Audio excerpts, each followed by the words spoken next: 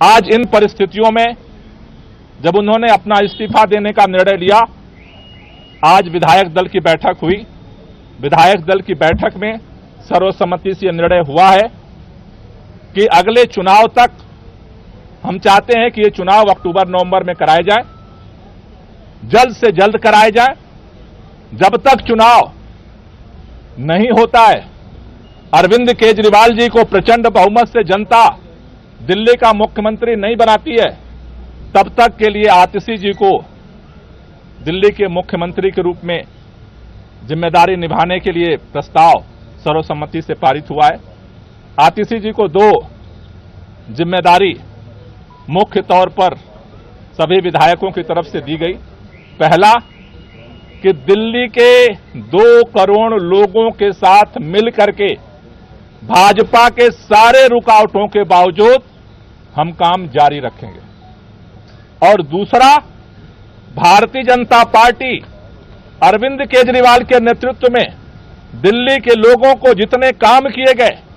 उन सबको रोकना चाहती है। फ्री बिजली रोकना चाहती है, फ्री पानी रोकना चाहती है,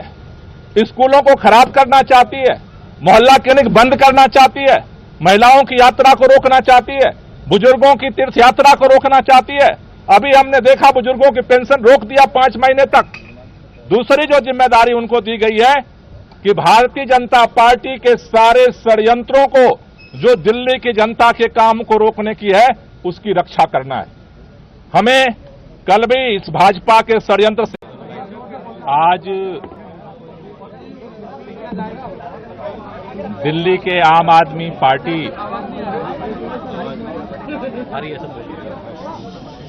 शांत हो जाइए आप लोग।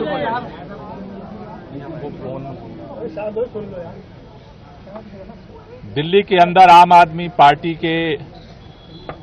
विधायक दल की बैठक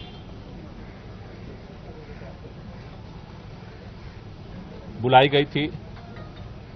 जिस बैठक में दिल्ली के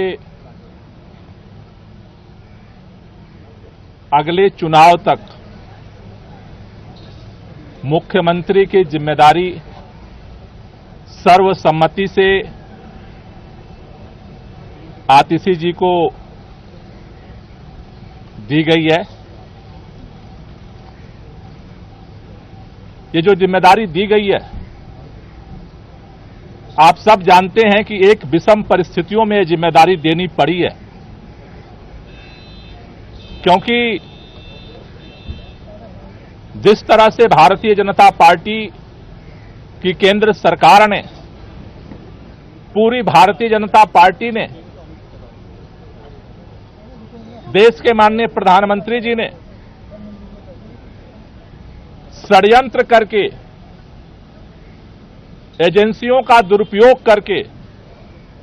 आम आदमी पार्टी को खत्म करने का, दिल्ली की सरकार को, देश के अंदर जिस तरह से सरकारों को तोड़ा गया, उसी तरह से दिल्ली की सरकार को भी तोड़ने का जिस तरह से अभियान चलाया, उन सभी अभियानों को फेल करते हुए आम आदमी पार्टी ने अपनी एकजुटता को, विधायकों की एकता को, सरकार की स्थिरता को और सरकार के कामों को जारी रखा। इन्होंने ये कोशिश की कि अरविंद केजरीवाल जेल के अंदर इस्तीफा दे दें और सरकार को गिराया जा सके,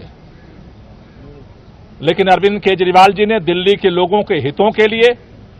दिल्ली के लोगों के काम को जारी रखने के लिए निर्णय लिया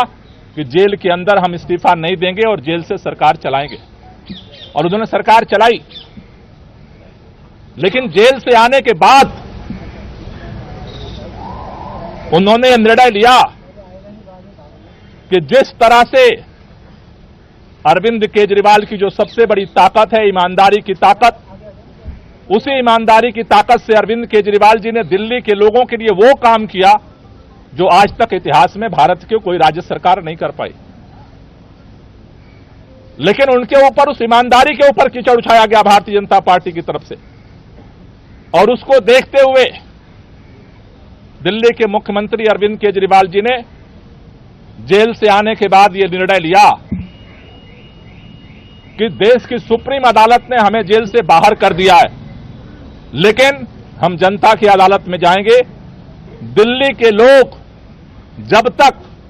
दोबारा चुन करके उन्हें अपना समर्थन नहीं देते, तब तक दिल्ली का मुख्यमंत्री नहीं बनेंगे। आज इन परिस्थितियों में जब उन्होंने अपना इस्तीफा देने का निर्णय लिया, आज विधायक दल की बैठक हुई।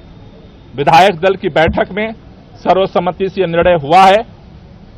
कि अगले चुनाव तक हम चाहते हैं कि ये चुनाव अक्टूबर-नवंबर में कराए जाए, जल्द से जल्द कराए जाए। जब तक चुनाव नहीं होता है,